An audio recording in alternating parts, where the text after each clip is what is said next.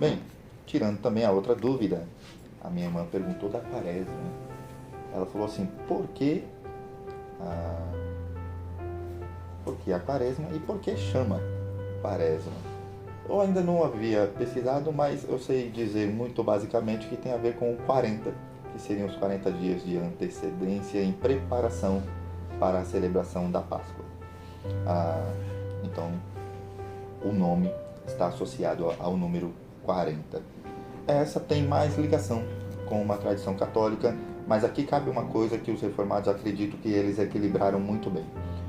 Algo não se torna ruim porque é de procedência católica, já que o movimento reformado surgiu para protestar contra bastante dogmas católicos, sobretudo por não fazer o povo andar pela fé, mas acreditar em méritos próprios para alcançar a salvação. Mas não é porque é católico, mas porque contraria as escrituras, que eles combateram bastante coisas. Então, mesmo se uma pessoa ímpia afirmar uma coisa que não esteja contraditando a escritura, o reformado sempre teve um bom senso, fazendo bem. Não vamos dizer que está errado, porque não foi um cristão reformado que não afirmou.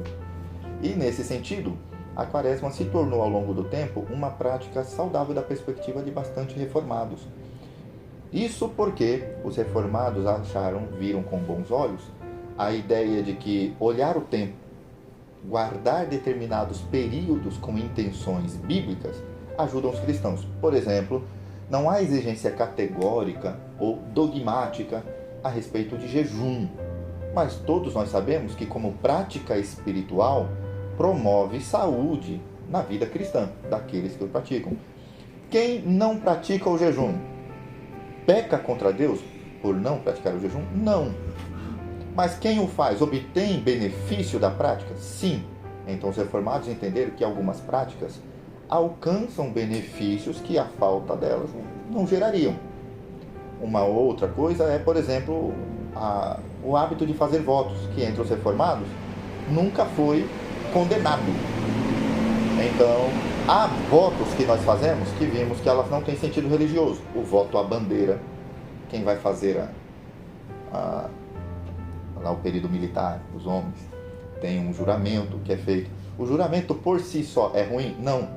Mas uma atitude errada com o juramento é condenada na Bíblia, como várias outras coisas. Então, aquele que jura para não cumprir, sem o interesse de fazer cumprir, é melhor não jurar. Ok?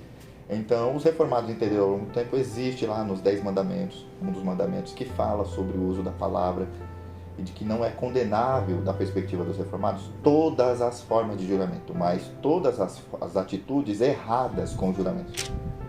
A pessoa, você vai num júri, você precisa fazer um juramento de que vai falar a verdade. Se por algum motivo mais tarde percebeu-se de que a sua fala esteve equivocada, não condisse com a verdade que você estava sentindo, você pode ser condenado por perjúrio. Então, o que é condenado segundo a lei civil? A atitude errada com relação à palavra. E foi assim que os reformados também viram. Então, a prática não é condenável, mas fazê-lo traz benefícios. Ok? Não fazê-lo não traz condenação, não traz prejuízo, mas fazê-lo traz alguns benefícios. Foi assim que foi visto a guarda de determinados períodos. Sobretudo, a quaresma entrou nessa perspectiva dos reformados. Por quê? Porque por ser um período, aliás, ela fez essa pergunta, eu acho que também seria de interesse. E o que é próprio desse período? Como a gente tem visto, todas as nossas devocionais tratam de temas relacionados a arrependimento, tristeza, pecado, confissão de pecado. São todos os sentimentos que levam a pessoa a olhar para a cruz como um ato indigno contra o Filho de Deus. Ele era justo, ele era santo, não deveria morrer.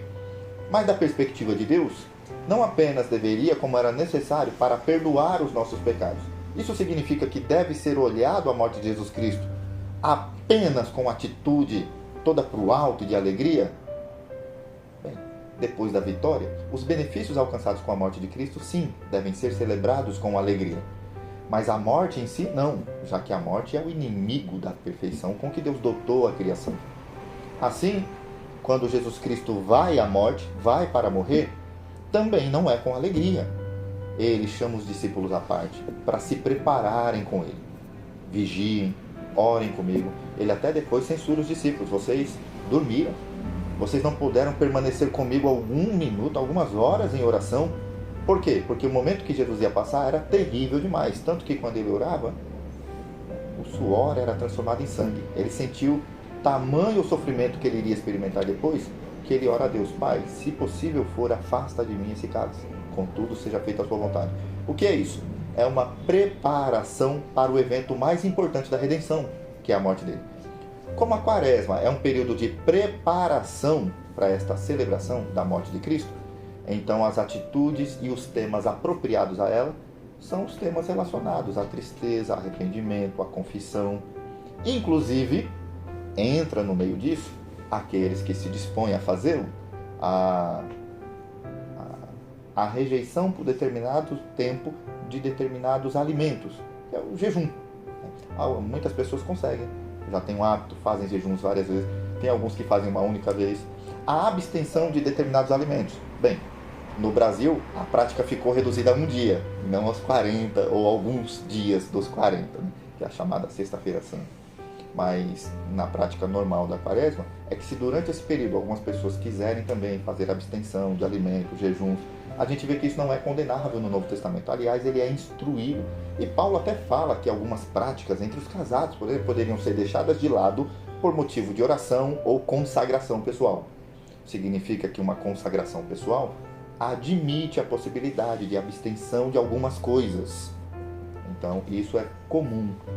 Então, por isso é apropriado nesse período da quaresma. Nós devemos lembrar, e hoje, com a nossa meditação sobre o tema de hoje, a Ceia do Senhor, devemos lembrar que a IBARG não celebra a Páscoa.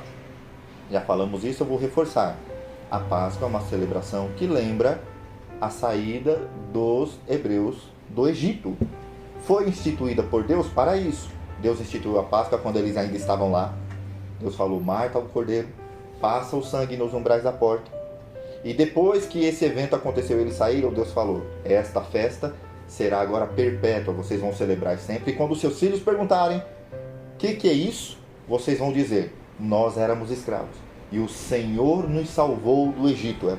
É a Páscoa do Senhor, em que ele livrou os hebreus e matou os egípcios, livrando-nos da escravidão.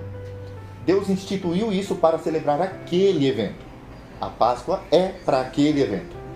Quando chega no Novo Testamento, nós vemos o Senhor, no dia da Páscoa, comendo com seus discípulos, e enquanto comia, é o texto que nós hoje vamos considerar.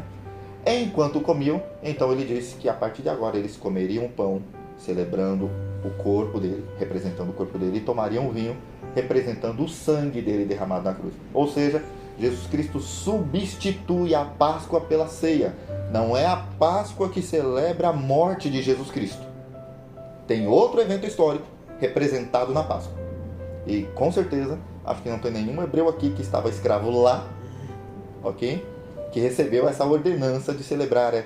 Mas Jesus Cristo deixou uma outra, que a partir daquele dia, todas as vezes que nos reuníssemos, comeríamos o pão, tomaríamos o vinho para celebrar a morte dele. Então, a festa instituída que nós celebraremos ao final da quaresma é a Ceia do Senhor. A Páscoa, que seja o nome que querem manter, para os cristãos é apenas uma lembrança de que Jesus Cristo é, por excelência, o Cordeiro Pascal que foi dado por Deus para morrer pelos nossos pecados. Os outros cordeiros mortos nas celebrações da Páscoa apontavam para Jesus. Jesus é o Cordeiro que foi morto por nós, e a ceia é a nossa celebração. Amém? Então, apesar dessa associação, dessa proximidade, a IBARG não tem como sua celebração a Páscoa. Nós utilizamos o tempo, o período, mas sabemos que a celebração que nos foi deixada é a ceia do Senhor. Então, dito isso, nós vamos ao texto de Mateus, capítulo 26. O texto que comumente eu uso nas nossas ceias. Por dois motivos eu uso Mateus. A maioria, se não todos ou quase todos, usam 1 Coríntios, capítulo 11. Você já deve estar acostumado com o texto de Coríntios. E por que eu insisto tanto com Mateus? Mateus foi um discípulo direto de Jesus. Ele estava presente no momento da última ceia. Marcos ele relata sobre a ceia, mas Marcos não era um dos 12, não estava presente na ceia do Senhor Jesus. Lembre-se que quando Jesus foi celebrar a ceia com os discípulos, a última Páscoa que ele estava com os discípulos, ele fez a sós, alugou lá, arrumou um espaço, alguém cedeu um espaço para eles, e foi ele apenas com os 12. Então Jesus Cristo estava apenas com 12. Marcos não era um desses 12. Lucas também relata a ceia do Senhor, mas Lucas também não era um dos 12. Lucas ouviu o Evangelho a partir de Paulo. E Marcos ouviu a história do Evangelho a partir de Pedro. Eles escrevem os relatos a partir do que eles ouviram dos discípulos de Jesus. Mas Paulo também não estava lá com Jesus. Devemos lembrar que Paulo, ele ensina que o que ele recebeu é o que ele ensinaria para a igreja. E que ele recebeu do Senhor. Paulo fala várias vezes nas cartas dele, nos ensinos dele, de que ele não recebeu o Evangelho de nenhum discípulo de Jesus. Ele foi instruído pelo próprio Senhor Jesus Cristo. Jesus apareceu para ele em Damasco, e ele diz que desde o dia da conversão dele, ele não foi ao encontro de nenhum discípulo. Passou 3 anos na Arábia, e ele não relata o que aconteceu lá. Mas depois ele já volta ensinando a palavra de Deus. Quanto a gente geralmente associa que foi o período que Jesus Cristo viveu o ministério dele? 3 anos. Desses 3 anos ele viveu com seus discípulos lá no meio do tempo. Ele chamou 12 para serem apóstolos. Então nós entendemos que o que ele fez com aqueles 12, mais tarde ele fez com Paulo. Ele pessoalmente chamou Paulo e ele pessoalmente disse a Paulo o que foi que aconteceu naquela noite. Paulo não recebeu o ensino da ceia do Senhor dos discípulos, mas recebeu do Senhor. Aquilo que recebi do Senhor é o que eu passo a falar-vos, que ele diz lá em 1 Coríntios. Então, pelo fato de Mateus, dentre os evangelistas da Bíblia, é o único que estava presente pessoalmente, eu gosto de utilizá-lo, e eu acho que a quantidade e a forma do relato dele é bem apropriado. Então nós vamos considerar nele, Mateus capítulo 26, mas nós vamos considerar a partir do versículo 17. A partir do verso 17 diz, Mateus 26, 17. No primeiro dia da festa dos pães asmos sem fermento, os discípulos dirigiram-se a Jesus e lhe perguntaram: onde queres que preparemos a refeição da Páscoa? Ele respondeu dizendo que entrassem na cidade, procurassem um certo homem e lhe dissessem: o mestre diz, o meu tempo está próximo, vou celebrar a Páscoa com os meus discípulos em sua casa. Os discípulos fizeram como Jesus os havia instruído e prepararam a Páscoa. Ao anoitecer, Jesus estava reclinado à mesa com os 12. Uma pausa aqui para nós considerarmos sobre a prática da ceia nas tradições das igrejas que vieram ao longo da história. Existe um debate sobre quanto ao período da ceia. E nós não temos uma instituição bíblica quanto ao período da ceia. A nossa igreja pratica de mês em mês. Parece ser um período bom de tempo entre um e outro. Bem, a tradição católica, por um tempo, disse que eles faziam a ceia correta, porque a ceia correta ela era praticada pelos cristãos primitivos todo culto. Então, todo domingo eles celebram lá, a Eucaristia, entregam para as pessoas. Então, eles fazem o modelo correto. Mas devemos lembrar que Jesus instituiu a ceia, os elementos da ceia, a declaração das palavras sobre o que significa o pão, sobre o que significa o vinho, mas ele não instituiu de quanto em quanto tempo deveria fazer a ceia. E havia um motivo pelo qual os discípulos, os primeiros cristãos, praticavam a ceia todo domingo, todo dia do Senhor. De fato, isso é comprovado na história. Os cristãos primitivos celebravam a ceia todo domingo. Era parte da ordem do culto. Como é que era o culto da igreja primitiva? O culto seguia como modelo, tinha como modelo início, meio e fim a vida de Jesus. Vejam só. Aliás, muitos entendem que os evangelhos, quando foram escritos, ele acabou tendo uma ordem litúrgica, porque os cristãos já cultuavam a Jesus antes de existirem os evangelhos. Os cristãos já cultuavam antes de existir os evangelhos. Os evangelhos vieram depois. E os evangelhos foram seguindo esse padrão do culto. O nascimento, a tentação, os ensinos de Jesus, os seus milagres, sua morte, preparação para a morte, sofrimento, morte, ressurreição.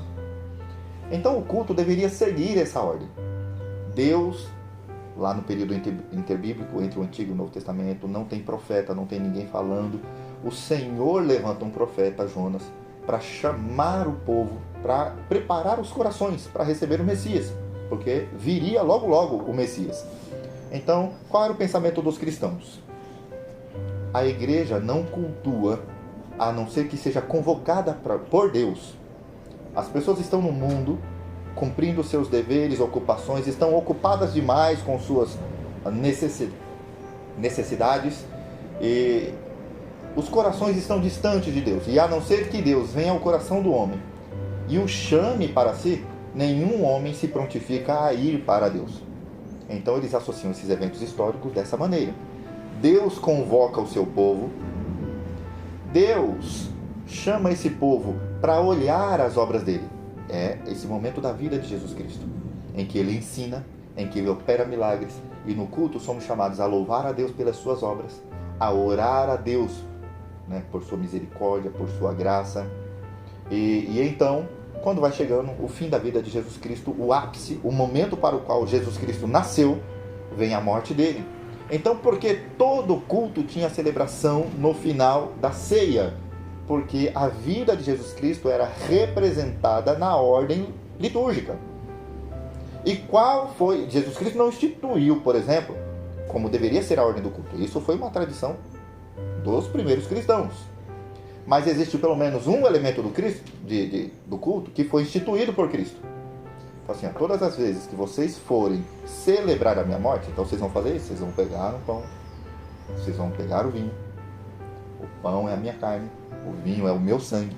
E é assim que vocês vão celebrar a minha morte, que vocês vão representar a minha morte nos seus encontros, nas suas reuniões. E como eles entendiam que o culto tinha como programa a vida de Jesus Cristo, como era celebrado o final do culto, a morte de Jesus? Ceia. Esse era o motivo pelo qual todo culto tinha ceia. Então não é porque era um modelo ordenado na Bíblia, é porque esse era o princípio que eles adotaram para a ordem litúrgica deles. Então a Igreja Católica erra por querer celebrar a Eucaristia, como eles chamam, todo culto de domingo. Não, porque os cristãos faziam isso no princípio, era plenamente normal. Dizer que isso é um dogma, que deve ser assim, aí é errado, porque a Bíblia nunca instituiu. Ok? Esse ponto então está equivocado. Mas existem outras tradições que dizem que a ceia correta, ela é anualmente, uma vez por ano. Por quê? Porque a gente vê aqui que Jesus Cristo ele celebra a ceia na Páscoa, e a Páscoa era celebrada anualmente. Bem, aqui é um pouco mais fácil de processar um pouco o pensamento. Jesus Cristo, primeiro, ele não celebrou a ceia em todas as Páscoas. Foi apenas na última Páscoa, enquanto ele estava vivo. E o motivo é claro. Se a ceia celebra a morte de Jesus, não tinha por que ele celebrar a ceia lá quando ele começou o ministério. A ceia deve representar a morte dele. Então por isso ele faz no último dia. Lá na última Páscoa, quando ele vai morrer. Ele é o cordeiro que vai morrer na próxima Páscoa. Ele é o cordeiro pascal. Então a ceia só é celebrada ali no último ano. Então, isso de dizer que a ceia correta é celebrada anualmente, também, primeiro, pelo primeiro motivo. A Bíblia nunca ordenou período de tempo. Segundo, porque a Páscoa, sendo uma celebração do Antigo Testamento, não institui para nós o período de ano em ano para celebrar a ceia. Jesus Cristo diz que ao celebrar a sua morte, deveríamos celebrar com pão e vinho repartido entre os irmãos. Amém? Então, fica a critério, é normal. Se a igreja disser que faz no ano, amém. É normal se disser que faz todo domingo, amém. Se fizer todo mês, amém. E semestralmente, no início do semestre, amém também. Porque a Bíblia não institui período. O bom é, e o certo e correto é, que os membros de cada igreja sigam, né, a ordem da sua denominação. Porque pelo menos uma coisa é certa sobre a ceia: ela não é mero simbolismo. Pão não é apenas uma lembrança distante. É apenas, não sei quantos aqui andaram, talvez ali na Sé, em São Paulo, tem um lugar que é um centro industrial de venda de bíblias, livros e itens para as igrejas, é a Rua Conde de Sazé. Se você chegar nas lojas que vendem esses itens para ceia, você vai ver que hoje já vendem isso aqui já pronto, em caixinhas montadas, e já vem os copinhos, né, coberto com papel alumínio, e em cima do papel alumínio um pedacinho de pão coberto com plástico, para a pessoa já retirar, já vem tudo pronto ali, né? Retira, pega o pãozinho ali. Esses pãozinhos parecem uma bolachinha de água e sal, uma massinha folhada mesmo. E eu já vi em igreja que usam mesmo uma bolachinha de água e sal. Quanto a isso, mais para frente eu vou dar alguns detalhes. Jesus Cristo não instituiu a ceia para que ela fosse uma refeição apenas para lembrar do que aconteceu, mas para que ela, praticada corretamente, tivesse um efeito real na vida das que estivessem participando da ceia. Então ela tem um efeito real. Ela na tradição reformada, a ceia do Senhor é visto como um alimento espiritual. Vamos avançar um pouco mais então. Versículo 21. E enquanto estavam comendo, disse: digo-lhes que certamente um de vocês me trairá. Vou pausar aqui novamente. Então, ele está falando um de vocês, todo o público de Jesus Cristo é os 12. Aqui, novamente, surgem divergências até entre os batistas. Eu achei estranho quando eu e minha esposa passamos para a igreja batista e tivemos alguns ensinos. Eu fui saber que entre os batistas havia diferença na forma como eles recebiam os participantes da ceia. Para algumas igrejas, a ceia ela deve ser chamada ultra restrita. O que é a ceia ultra restrita? A ceia que vamos praticar é apenas para os membros dessa igreja. Não é para quem não é crente e não é para os crentes de outras igrejas. Os crentes de outras igrejas não podem. Tanto que Jesus Cristo tinha muitos discípulos. Esse é o argumento deles, tá bom? Não é o meu. Jesus Cristo tinha muitos discípulos, mas ele fez a ceia só com 12. Fechou lá com eles, então a ceia é só para os membros daquela congregação local. Detalhe, nós não temos, nem aqui em Mateus e nem nos outros evangelhos, uma instituição dos participantes da ceia. Aliás, nos ensinos, tanto dos evangelhos quanto do Novo Testamento, o sentido é de que todo aquele que está em Cristo Jesus, no momento da celebração da ceia, deve celebrar a ceia do Senhor. Qual é o critério? É estar em Cristo. Então, Jesus Cristo não faz uma delimitação, nem o texto bíblico faz uma delimitação de quem deve participar. Mas ainda seguindo essa lógica, tem outros que vão dizer assim: a ceia não precisa ser ultra restrita. Tem a restrita apenas. A restrita é: a ceia do Senhor não pode ser ministrada para não crentes, mas ela pode ser ministrada para crentes tanto da igreja local quanto os que estão visitando a igreja local. Esse, em termos de prática, é o modelo que nós utilizamos. Todos aqueles que estão em Cristo Jesus, membros nossos ou não, no momento da ceia são chamados e convocados a participarem da ceia. Amém? E existe a ceia aberta. Não sei se alguém já foi em alguma igreja, é muito comum hoje. A ceia aberta é: todo mundo que está presente na igreja pode participar da ceia do Senhor. Não importa se você é crente há muito tempo, se você aceitou Jesus Cristo na semana passada, ou se você ainda está pensando, mas ainda não aceitou Jesus, na linguagem do pessoal, você pode participar da ceia. Quem sabe a ceia vai fazer alguma coisa lá no seu coração e você muda a partir de agora e você se torna um cristão. Essa é a ceia aberta. A ceia aberta também não tem respaldo bíblico.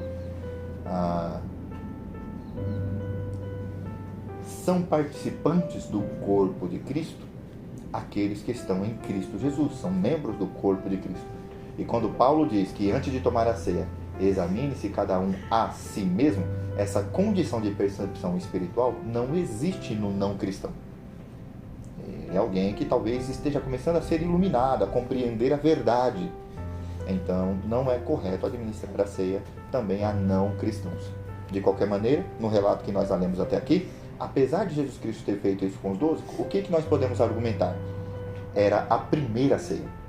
Aliás, é a única ceia que é celebrado a morte do Cordeiro, a morte de Jesus, sendo que ele ainda não estava morto. Por quê? Porque ele estava instituindo ela. Então, ela é totalmente diferente de tudo mais. A igreja passa depois da celebração do Senhor, mas ele já morreu. A celebração faz sentido. Todo mundo pode ser incluído, porque a celebração, ela representa a morte de Cristo que já tinha acontecido. Então, aquele momento era único, era diferente. Então, dali, a gente pode perceber que o fato de Jesus Cristo ser chamado apenas 12 é que eles depois passariam isso para a igreja. A igreja aprenderia com eles seriam o baluarte. É por isso que diz que a igreja, ela é fundamentada no ensino dos apóstolos. Há muita coisa que foi dada para os apóstolos que não foi passada para as pessoas. Que Jesus Cristo disse que depois que ele morresse, é que eles deveriam ensinar. A transfiguração que nós lemos aqui há pouco tempo, há algumas semanas, Jesus falou para Pedro, Tiago e João: vocês não contem isso para ninguém, antes que o Filho do Homem morra e volte para o Pai. E foi o que eles fizeram, eles não contaram para ninguém. Só depois, quando a igreja já estava instituída, que eles falaram que estiveram num monte com Jesus Cristo, em que ele transfigurou. Então os discípulos tinham informações que outras pessoas não tinham. Nesse sentido, eles eram os emissários, eles eram os enviados, os mensageiros, os porta-vozes de Cristo para ensinar aquilo que realmente é a verdade de Cristo para a igreja. E é por isso que falamos sobre o fundamento dos apóstolos e profetas como sendo o fundamento da igreja. Amém? Ele fez uma menção aqui sobre alguém que o trairia. Certamente um de vocês me trairá. Versículo 22. Eles ficaram muito tristes e começaram a dizer um após outro: com certeza não sou eu, Senhor. Devia ser uma cena bem curiosa, né? Deixa eu ver aqui. 1, 2, 3, 4, 5, 6, 7, 8, 9, 10, 11, 12. Excluindo o Guilherme. Tô com 12 aqui, né? Eu falo assim, ó, um de vocês aqui vai me trair. Imagina a cena. Senhor, eu não. Mestre, com certeza não sou eu. Todo mundo começa a dar desculpa. Geralmente as pessoas têm a sensação de que Judas é aquele cara ruim do começo ao fim. Mas claro que não.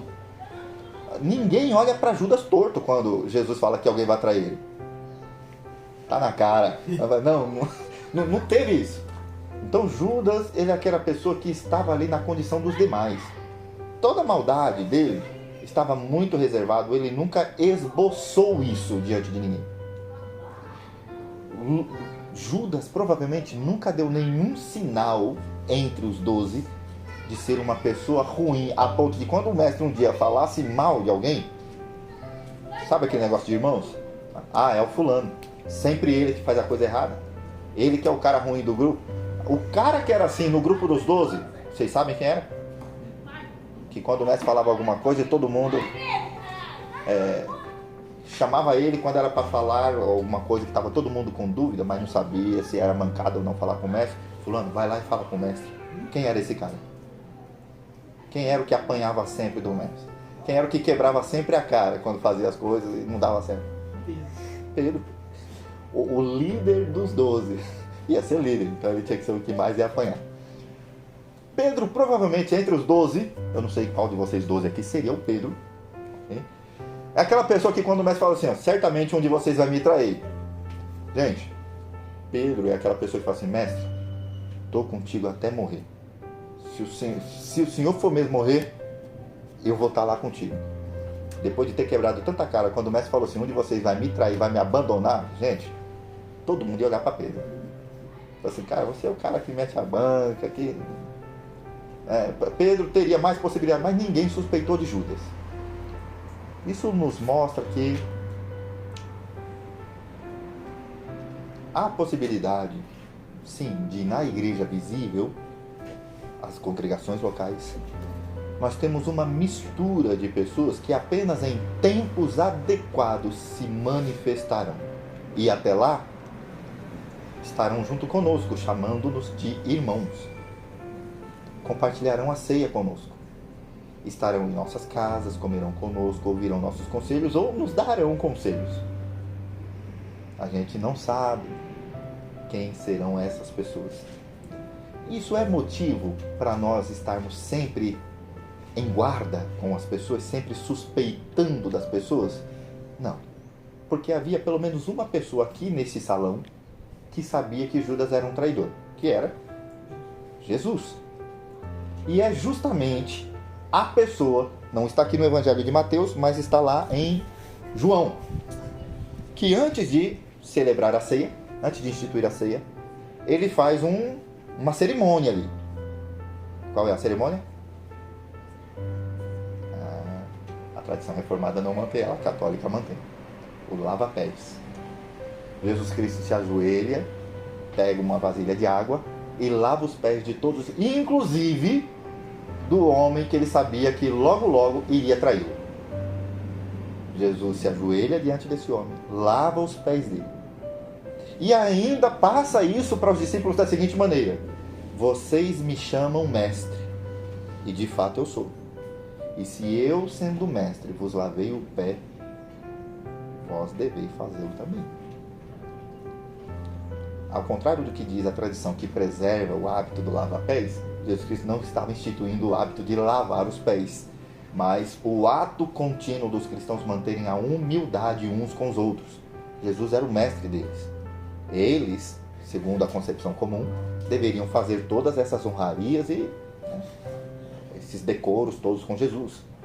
Mas ele faz isso em sinal de humildade. Ele está dizendo que vocês sejam então como o mestre de vocês, humildes uns com os outros. Inclusive, agora que nós temos o Evangelho escrito, sabemos, eles lá na hora não sabiam que haveria um traidor, muito menos quem seria. Mas nós sabemos ao ler a história completa. Inclusive devemos ser assim com pessoas, apesar de qualquer suspeita.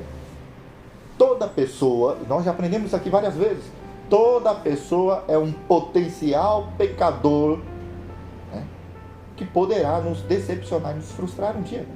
Todos são pecadores, todos têm a capacidade de fazer. Um filho não tem condição de garantir que, por ser filho, nunca vai decepcionar a mãe. Vai fazer isso um dia. Pais e mães fazem isso com filhos. Maridos e esposas se casam e prometem se amar, mas não podem garantir de que nunca irão frustrar um ao outro, nunca irão decepcionar ou até trair um ao outro.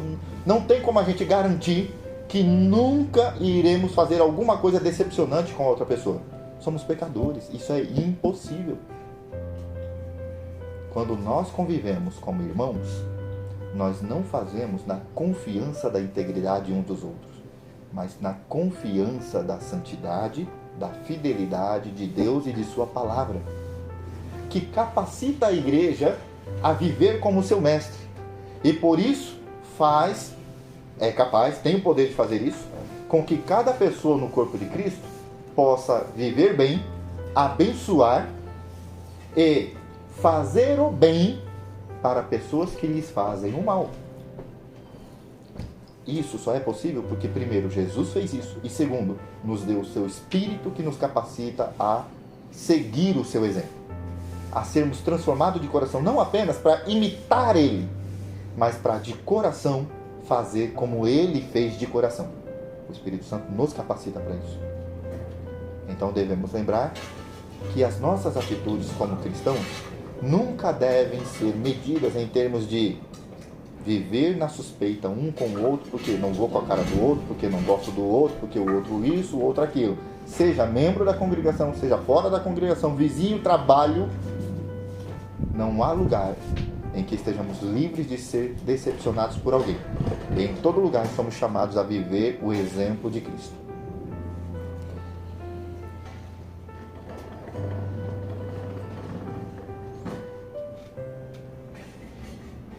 Ele diz, quando diz que eles ficaram tristes, começaram a dizer, não sou eu, com certeza não sou eu, Senhor. Verso 23, afirmou Jesus, aquele que comeu comigo do mesmo prato há de me trair. O Filho do Homem vai como está escrito a seu respeito, mas ai daquele que trai o Filho do Homem, melhor lhe seria não haver nascido. Bem, primeiro ele começa, Jesus, a dizer o que vai acontecer na forma como foi profetizado um salmo. Um salmo diz, tu eras meu amigo, comia comigo junto na mesa. Então Jesus Cristo, se valendo desse salmo, diz que o traidor é aquele que come junto dele. Qual era o lugar que Judas tinha no meio dos 12? Um lugar próximo ao mestre, a ponto de comer no mesmo prato que ele, ali no mesmo lugar da mesa. dividia com ele. A gente sabe que João às vezes é chamado de o discípulo que recostava, né, ao peito do mestre. Então, de um lado, nós temos um João, o antigo filho do trovão, que seria de tal maneira transformado que depois nós vemos na carta lá dizendo: filhinhos amados em Cristo, totalmente mudado. Do outro lado, nós temos um Judas. E os discípulos brigando por um lugar ao lado do mestre, sentado à direita e à esquerda, nós temos o traidor ali pertinho do mestre. Tendo lembrado desse salmo e falado desta maneira, ele diz algo a respeito do papel que Judas vai cumprir. Aqui nós podemos questionar a soberania de Deus. Porque quem foi que colocou Judas ali no meio dos 12? Deus. Deus fez isso. Judas já está profetizado desde o Antigo Testamento. Aquele que há de trair, o que se assentava à mesa do mestre, comia, tomava do seu bocado do pão para comer junto com ele. Quando Jesus Cristo ora, lá em João capítulo 17, aquela oração pelos seus discípulos: Pai, nenhum dos que me deste se perdeu, a não ser aquele que para isso foi levantado, o filho da perdição. Jesus Cristo se refere a Judas na sua oração ao Pai como aquele que havia sido levantado para isso. Gente, veja o papel de Judas. Desde o começo Jesus Cristo sabia disso e chamou como todos os demais. Jesus Cristo chamou Judas para ser um participante do círculo íntimo dele, os 12.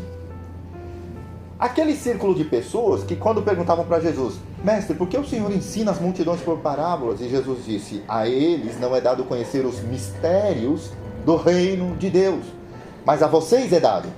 E quem estava no meio de vocês? Judas, ouvindo os mistérios do reino de Deus, que não era dado para conhecer aos homens. E ele estava lá ouvindo. Judas, obviamente, estava ali no começo. Ele não participou da ceia, mas estava ali no começo. Ele teve a bênção de ter o Filho de Deus ajoelhar ao pé dele, para lavar os pés dele de forma totalmente humilde. Ouviu os ensinamentos de Jesus, viu os milagres dele. Isso nos mostra, irmãos, que passar um tempo com a igreja, estar do lado de pessoas santas, não torna ninguém melhor. Na Bíblia, pessoas que acompanharam homens de Deus tiveram fins terríveis. Um moço ajudante do profeta Eliseu, Geazi. Gente, imaginem o privilégio que Geazi teve.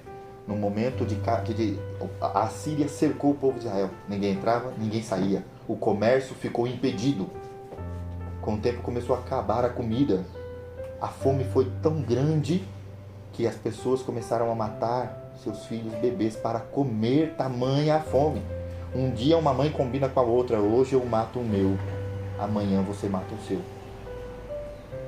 Imagina o desespero que chegou à cidade.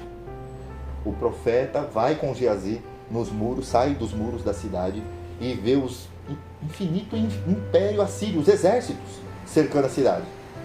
E Geazi fala: vamos morrer aqui. O profeta Eliseu: ó Senhor, abre os olhos deste homem para que ele veja. O texto diz que, de repente, como se umas escamas que caíssem dos olhos de Eliseu, ele passou a ver hostes de exércitos celestiais entre o exército assírio e Jerusalém, protegendo Jerusalém. Duas coisas estão ali. Primeiro, se tem um exército celestial protegendo Jerusalém, então não precisava temer o exército assírio, o exército inimigo. Legal. Mas outra coisa, se temos um exército celestial protegendo Jerusalém, por que o povo está passando a fome que está passando? Nós já aprendemos isso aqui algumas vezes e vamos sempre fazer citação da providência de Deus. O curso da história e dos eventos que nós vivenciamos não mostram que Deus está ausente de nós. Fome não é pecado. É decorrente da presença do pecado no mundo. Não é de Deus. Ok? Mas ele usa esses eventos para mostrar o poder dele, como estava sendo aquela ocasião, para que o povo se arrependesse de seus pecados. Deus abandonou o povo, apesar do que estava acontecendo? Não. Mas ele impediu? Nem sempre Deus vai impedir essas situações da nossa vida. Pode ser que em alguns períodos experimentaremos a fome. Outros períodos não. E assim vai ser a nossa vida, de tempos em tempos, experimentando fomes necessidades, perdas, luto, dúvida, tristeza, mas também alegrias, ganhos. Não é isso que está dito em Eclesiastes? Há tempo determinado para todas as coisas? A tristeza não é uma situação ocasional.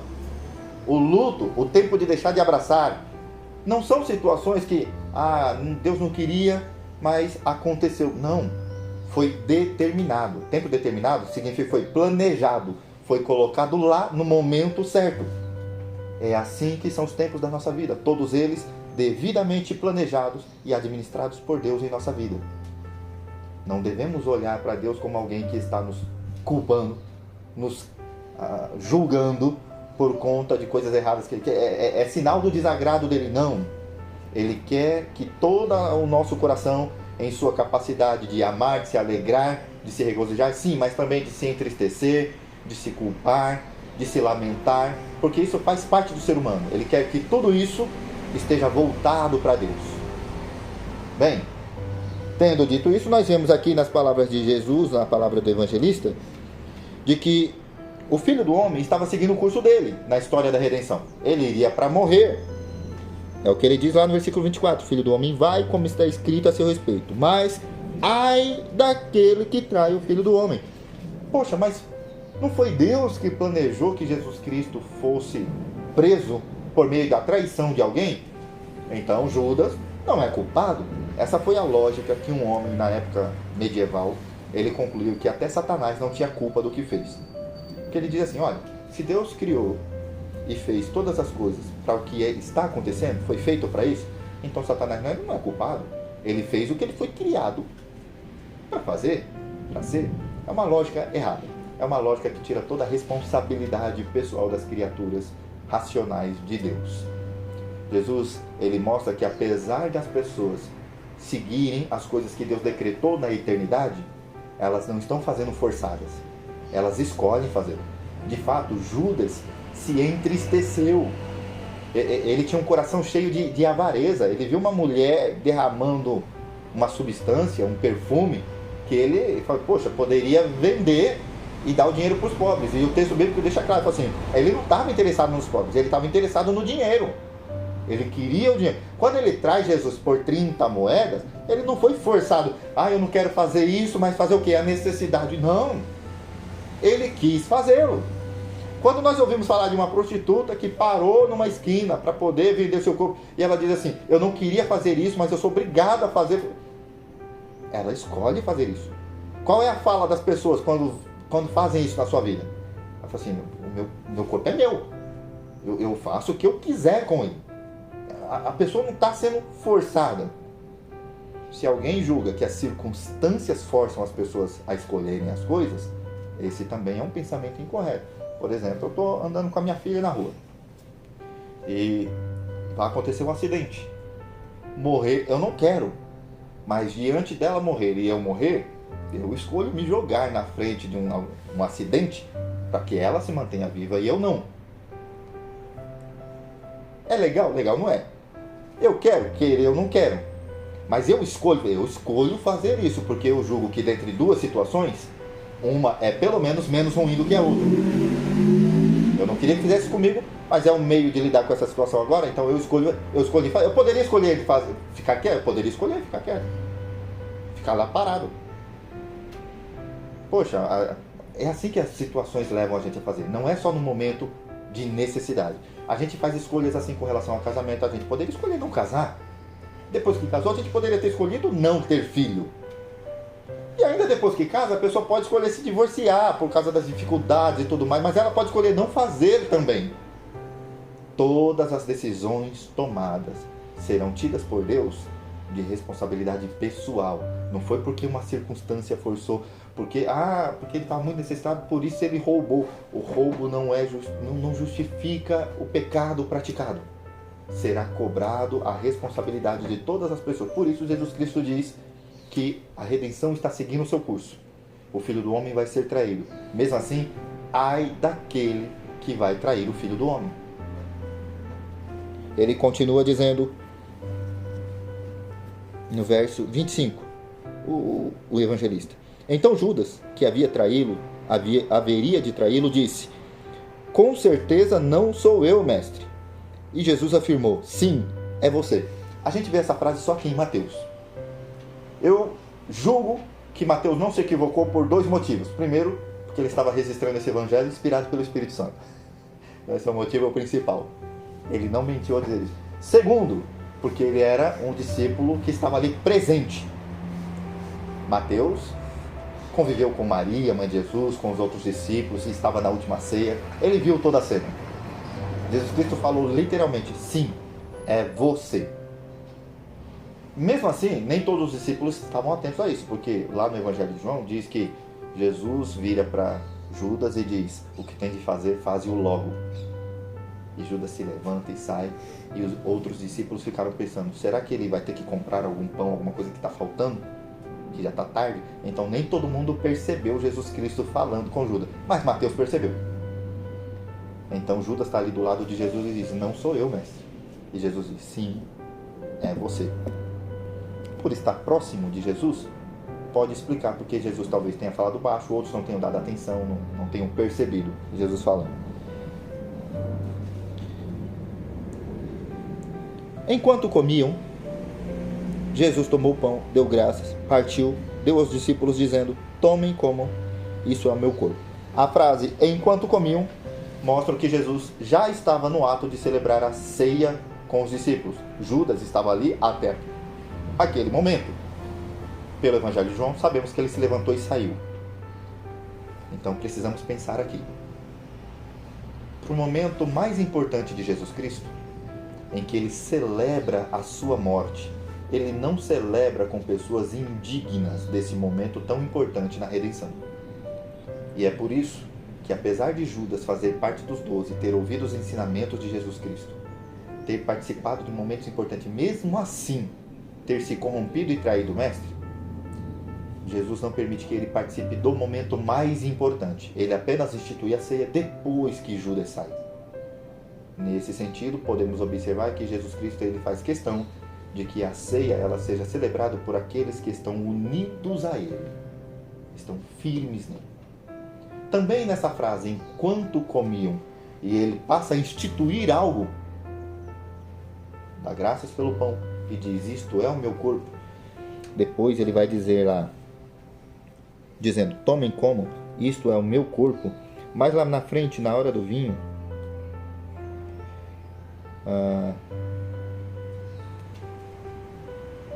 verso 29, lhes digo que de agora em diante não beberei deste fruto da videira até aquele dia em que beberei o vinho novo com vocês no reino de meu Pai.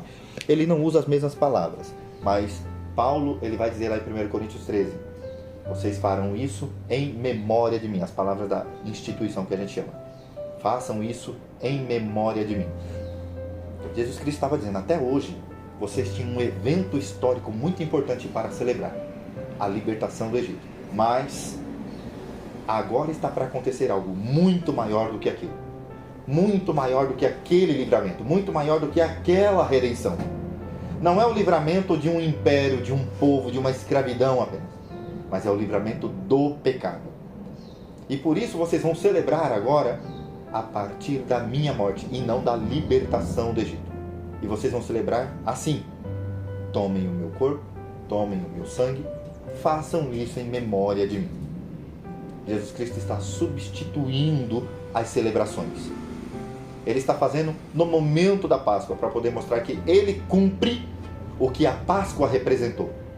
A Páscoa apontava para Jesus. A partir de agora, Jesus Cristo, ele está dizendo: eu que cumpro aquilo, exige a minha morte, que aquilo não mais se repita. Ela veio sendo celebrada para que chegasse esse momento. Eu sou esse momento. A partir de agora vocês celebram a mim, não mais aquilo.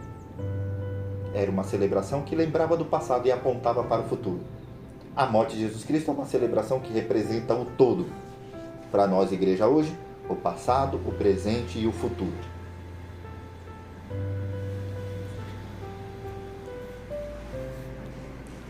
Jesus tomou o pão e deu graças, partiu, deu aos discípulos, dizendo: tomem e comam, isto é o meu corpo. Atentem nos detalhes dessas afirmações. Daqui também nós extraímos o as práticas da nossa ceia. Primeiro, sabemos que a ceia do Senhor ela é instituída em alguns elementos, em alguns detalhes. Não todas as coisas. Jesus Cristo não pediu para colocar isso aqui, né? Esse enfeite nem nada. Não prejudica, não altera nada o significado. Mas há algumas práticas na ceia que ele instituiu. Por exemplo, ao dizer que Jesus Cristo tomou o pão, aqui nós temos um elemento que ele é uma massa. Pelo menos a metade dela, a outra metade nós picamos aqui. É uma massa que ele diz que representa o corpo dele. Ao pegar essa massa e partir e depois distribuir, ele está dizendo que a morte dele é representada pelo partir do pão, ou seja, o pão aqui já partido, ele representa o corpo de Cristo quebrado na cruz pela crucificação. E quando cada pessoa o toma, se faz participante da mesma massa, porque apesar de cada um estar pegando o seu pedaço, todos estarão comendo o mesmo pão, representado por Jesus. Ou seja, apesar de sermos vários membros, somos um só corpo em Cristo Jesus. Ao tomar o pão, afirmamos a nossa comunhão com Jesus e a nossa comunhão uns com os outros, por sermos participantes do mesmo pão. Mas diz que ele dá graças por esse elemento, porque antes desse elemento chegar aqui, ele era o pãozinho do nosso café da manhã antes de virmos para o culto. Quando você comeu esse pão lá, de manhã, ele não representava o corpo de Cristo. O que faz? Vamos lá, os nossos membros aqui já devem estar peritos nisso. Você não vai. Esse pão, ele é um pão comum, mas na ceia, ele deve ser um símbolo real do corpo de Cristo. Ele deve realmente representar o corpo de Cristo, nesse momento da ceia. O que faz o pão, que lá, quando eu comprei ele, de manhã, ele não era o corpo de Cristo, mas agora, nesse momento, ele vai ser o corpo de Cristo. O que faz ele ter essa propriedade de representante do corpo de Cristo? Oi? A oração. A oração é um meio de santificação. Desde o Antigo Testamento, quando se ia santificar o sacerdote, ia se santificar os objetos do templo, se fazia uma oração e aspergia, né? Fazia o processo de purificação para santificar para o uso do Senhor. Tudo que seria consagrado teria agora um valor espiritual. É isso que acontece com os elementos. Ao orar, a oração dos crentes do corpo de Cristo consagra, separa o elemento do seu uso comum. É assim que está nos nossos documentos confessionais. Separamos o elemento do seu uso comum para um uso espiritual. Ele tem agora eficácia espiritual. A oração consagra, santifica o elemento para isso. Tendo dado graças, partiu, o pão precisa então ser dividido, como já está aqui. O deu aos seus discípulos, dizendo: tomem e comam, isto é o meu corpo. Todos são chamados a participarem do corpo de Cristo. Não apenas uma pessoa, um grupo pequeno de pessoas, mas todos. E é interessante a frase de Jesus, porque aqui há uma diferença sobre como as tradições cristãs praticam a ceia de Jesus. A tradição mais comum, a Eucaristia católica, né? Quando eu falo mais comum, mais longa na história da igreja, que agora usa a hóstia, diz que realmente quando o elemento, o pão, a massa do pão entra no nosso organismo, dentro do nosso corpo ele se transforma em carne humana. São elementos de carne humana. É o chamado transubstanciação.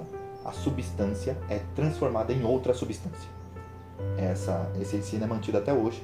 É um dogma da Igreja Católica que eles nunca alteram. É por isso que ela é tão sagrada para as pessoas. Não pode ser mastigada para não ofender, né, o corpo de Cristo. Algumas tradições evangélicas, infelizmente, tomam esse hábito também. Não mastigam o pão porque dizem que estariam profanando o corpo de Cristo. Apesar de dizerem que não se transforma no corpo de Cristo, mastigar o pão é o mesmo que mastigar o corpo de Cristo. É um absurdo isso. Os protestantes contestaram isso energicamente. Não há possibilidade de um elemento se transformar. O ensino bíblico também não apoia isso. Os luteranos, uma das primeiras tradições evangélicas, eles deram um outro ensino a partir de Lutero. Olha, aqui não se transforma em carne humana, mas quando a gente ora, Cristo está presente no pão. A presença de Cristo está no elemento. Quando você comer o elemento, Cristo que está no elemento é absorvido por você. Isso é chamado de consubstanciação. A presença de Cristo está com o elemento. Também não aderimos a essa prática. Eu acho que é apenas a tradição luterana que mantém esse ensino até hoje. Todas as demais tradições protestantes, evangélicas, se dividiram em outras duas. A chamada presença real de Cristo ou memorial. Alguns dizem que a presença real de Cristo é uma mistura, é também um memorial de Cristo, é uma forma do memorial. O que é o memorial? Fala assim, olha, pão é pão, você vai comer pão, não tem nenhum problema, não se transforma, Cristo não está presente no pão, o pão não se transforma na carne de Cristo, então é pão, é mero símbolo.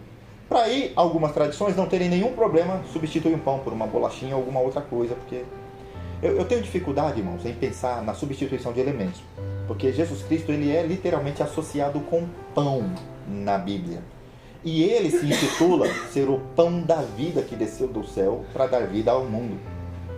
E quando ele pega um pão e o parte e institui, isso é o meu corpo, o meu entendimento, eu tenho ensinado a Ibarguen sobre isso desde o começo, é que ele não apenas instituiu a ceia, mas ele instituiu quais elementos deveriam ser instituídos na ceia. Né? Nesse sentido, me perdoe se parecer brincadeira, mas Jesus Cristo não é a bolachinha da vida, não é o biscoito, não. Pão, desde o começo tem essa representação muito forte na Bíblia, e Jesus Cristo, ao meu ver, na ceia, quando pega o pão e diz, esse é o meu corpo, ele está instituindo que tipo de elemento deve ser usado na ceia. Pão. Ok? Por sua propriedade e seu uso, benefício ao longo de toda a história da igreja. Quando ele diz, isso é o meu corpo, nós temos aqui o pão, alguns dizem assim, os que falam do memorial, claro que o pão não é o corpo de Cristo. O corpo representa o corpo de Cristo. Mas quando Jesus Cristo diz que é, a gente presume que os discípulos entenderam que aquilo não era o corpo de Cristo. O corpo de Cristo estava ali, segurando o pão. Pão é pão, corpo é corpo. Então por que Jesus Cristo não disse, isto simboliza, isso é uma lembrança do meu corpo, isso é uma representação do meu corpo? Porque ele diz, isso é o meu corpo. Porque ele diz no vinho, isso é o meu sangue. Porque ele está mostrando com essas palavras de que o elemento tem as propriedades de alimentar espiritualmente o seu povo com os benefícios da morte dele. Então, dizer comamos do pão ou participemos do corpo de Cristo é equivalente. Porque tem um significado e tem um benefício espiritual real para quem participa. Ok? O mero memorialismo é difícil, porque assim, não há uma distinção. Pão, ele não deixa o seu uso comum. Ele continua, ele era pão, continua sendo pão no momento da ceia, é pão depois. Não há nenhum sentido espiritual dado aos elementos. Tanto que essas pessoas vão dizer assim, se você não participou da ceia, não tem problema, não tem nada a ver, ceia, foi só uma coisa que Jesus deixou para a lembrança. Sabe quando as pessoas em época de guerra morrem? Sei lá, os soldados, a gente já viu isso em várias cenas do filme. Pega um brindezinho ali, vamos tomar em memória do fulano que fez tal coisa. Os memorialistas são assim, é apenas um brinde à memória de alguém. E isso não é. A ceia do Senhor é um alimento espiritual para o povo de Deus. Ele realmente tem benefício real para a vida espiritual dos cristãos. E é por isso, guarde o que eu vou dizer, porque esse é um ensino que eu dou frequentemente para a igreja. Se ausentar continuamente da ceia, não é bom.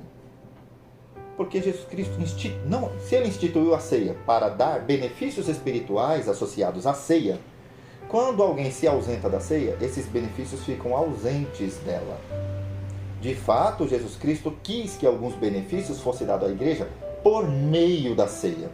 Irmãos, tendemos a esquecer do sacrifício de Cristo. Cada dia nós estamos tentando compensar a dádiva de Cristo com as nossas obras, com os nossos méritos próprios. Eu vou fazer uma coisa boa porque não fui na semana, não fui esse mês todo para a igreja, então eu vou no próximo mês todinho, não vou faltar nenhum. A gente fica tentando fazer compensações na nossa vida espiritual. Eu xinguei tanto, eu preciso fazer uma semana de consagração. Vocês percebem como frequentemente a gente tende a fazer compensações para agradar a Deus por causa dos pecados que nós praticamos? Tendemos a esquecer que o sacrifício de Cristo é quem nos purifica desses pecados e que Ele é suficiente para isso, para alcançar o favor de Deus. Os nossos sacrifícios não alcançam o favor de Deus. A ceia do Senhor é um memorial que foi ordenado para manter a nossa memória, alimentar o coração, preservar a mente, porque tendemos a deixar de lado essas verdades. A mesma coisa que ele diz do pão, depois diz: em seguida tomou o cálice, deu graças, ofereceu aos discípulos, dizendo: bebam dele todos vocês. Isso é o meu sangue da aliança, que é derramado em favor de muitos para perdão de pecados. Ele está tomando esse cálice de uva na mão dele, de vinho, e está dizendo literalmente para os discípulos: esse é o meu sangue da aliança. É interessante as palavras que ele usa. São as palavras do profeta Jeremias, que diz que o Senhor fará uma aliança eterna com o seu povo, uma nova aliança. E nesse texto ele diz: esse é o meu sangue da nova aliança que faço com vocês. Ele diz que o suco que eles estão para tomar é o sangue que vai consumar a aliança, mostrando com isso que todos que estão participando da ceia são participantes daquela aliança que foi prometida desde os tempos antigos.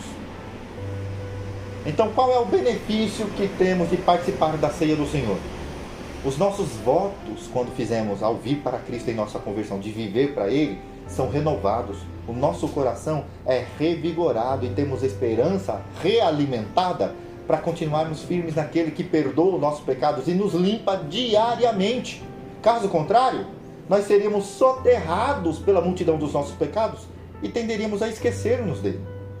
A ceia do Senhor não apenas nos faz lembrar do que Ele fez por nós, mas revigora o nosso coração para termos esperança novamente e sermos purificados diariamente por Ele. Enfim, Ele diz: agora digo que de agora em diante não beberei deste fruto da videira até aquele dia em que beberei o vinho novo com vocês no reino de meu Pai. Aqui é uma profecia de Jesus Cristo, uma referência sobre a futura bodas do Cordeiro, em que toda a igreja vai se reunir com Cristo nos céus. E o que vai ter nos céus logo que nós iniciarmos a eternidade da igreja com Cristo? Comida. Vai ter uma grande... A humanidade criada perfeita entrou em decadência no pecado do mundo por causa de um ato específico. Qual foi o ato? Comer. Comeu-se uma maçã, danou a criação no pecado. E quando iniciar a época da eternidade, glorificados em Cristo, em que não haverá mais pecado, essa eternidade será iniciada com que tipo de ato? Comer novamente, nas bodas do Cordeiro. Alimento tem um significado muito importante na Bíblia, um dia a gente vai meditar sobre isso. Ok? Tendo profetizado isso, diz o evangelista: depois de terem cantado um hino, saíram para o Monte das Oliveiras. Tivemos aqui um esboço da forma da prática da nossa ceia. Oração para consagrar os alimentos, a participação da ceia do Senhor, conferindo benefícios espirituais ao povo de Deus, cantando um hino para encerrar na esperança do retorno de Jesus Cristo. A ceia do Senhor não é mística, não cura doenças, não faz coisas miraculosas. Ela foi dada para nos lembrar da aliança pela qual nós fomos perdoados dos nossos pecados. Não tem a ver com benefícios materiais, físicos. Tem a ver com benefícios espirituais, sobretudo o perdão de Deus e a nossa salvação. Amém? Nós vamos orar então. E nesta oração, já consagrando esses elementos, logo após há um som aí, nós vamos fazer. Eu queria pedir que os nossos irmãos, o Ari e o Kleber, pudessem nos ajudar na distribuição dos alimentos. Tá bom? Aí se ajuda com a música. Vamos ficar de pé, irmãos? Orar a Deus. Soberano Deus, em nome de Jesus Cristo, louvamos e bendizemos ao Senhor por esses minutos em que meditamos na sua palavra, por esse tempo em que consideramos o que o Senhor nos tem ensinado a respeito disso. Senhor, ajuda-nos a fim de que nem caiamos no erro do misticismo, para que não sejamos supersticiosos, mas também não caiamos no erro da indiferença, da insensibilidade, mas que este momento seja tratado com reverência, sempre lembrando de que o Senhor prometeu acompanhá-lo de bênçãos para o seu povo. Abençoa este pão e vinho com o qual hoje obedecemos a tua ordenança para com esta igreja, é o que nós te pedimos e agradecemos em nome de Jesus. Amém.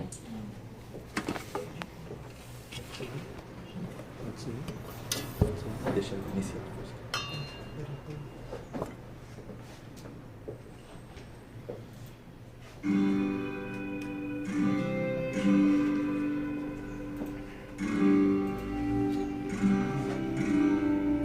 A esperança em vida e morte, Cristo é,